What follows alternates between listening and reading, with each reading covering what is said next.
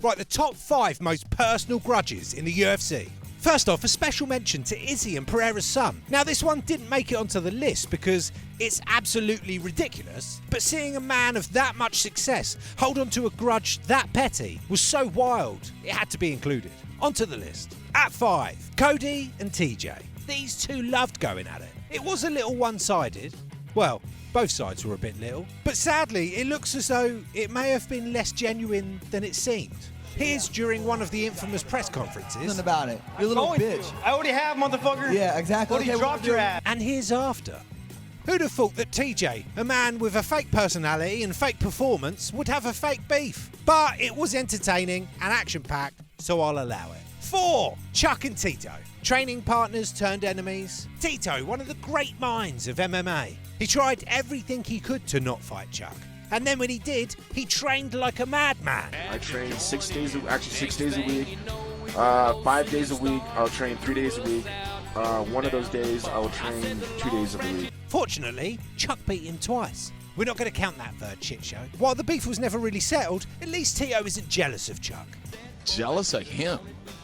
This guy can't even put a fucking sentence together, man. Are you kidding me right now? Number 3, Jones and DC. Now it's starting to heat up a little bit. These two really don't like each other. Their rivalry gave us some of the most iconic moments and memes. DC hates Jones because he's a worse person than him. Jones hates DC because he's a better person than him. Look, is Jones a drug cheat and a woman beater?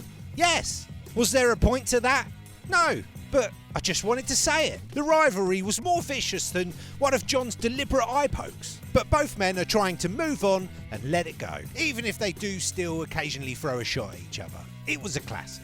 Number 2, Masvidal, Covington. Now I know DC and Jones was epic, but the reason these two are higher on the list is because with Jones and DC it was more of a professional grudge. With Jorge and Colby, it's much more personal. Not only were they training partners, they were best friends and even lived together. They were more wholesome than a Pixar movie opening scene. And then it all went sour with possibly the biggest betrayal in UFC history. Sesame Street Jesus was the main target of Colby's heel turn. The higher that both their profiles got, the worse the beef became. Even after Colby handing out a 50-45 and soda, Masvidal's sucker punch, and Jorge retiring, it's still far from over. And the number 1 biggest grudge in the UFC, none other than Conor and Khabib. This one was epic, and it marked the downfall of McNuggets. Whilst he was already on the turn, he was never the same after this. In the build-up, Conor It's Only Business McGregor went for Khabib, his family, his country and his religion. In the fight, Conor went for the when trash talking goes wrong video slot.